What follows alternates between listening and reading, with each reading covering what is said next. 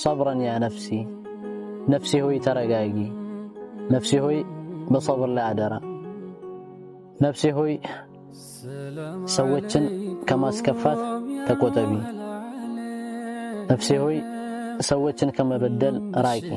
ይህንን ነው የምችለው። ስለ ራሴ እንጂ ስለ ሰዎች አልጨነቅም።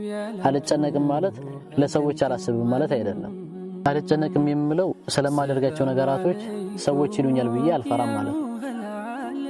ሰዎች የፈለጉትን ነገር ቢሉ ለኔ የሆነ የሚደርስብኝ ወይም ደግሞ እኔን ከዓላማዬ ወይም ደግሞ ከመሄድበት ጉዞ ሊያስቀረኝ አይችልም። ነገር ግን ስለ ሰዎችን ላላስቀየም ወይም ደግሞ ሰዎችን ላለማስቀየም የቻልኩትን ነገር አደርጋለሁ። ሰዎችን ማስደሳት ባልችልም የሰዎች የመከፊያ ምንጭ እንደሆነ አልፈልግም። አላህ በእነዚህ ነገራቶች ላይ ያጽናኝ። ከዛ ውጪ የትኛውም ሰው ደከመኝ ሲል ለሰው አይደለም ድካሙ።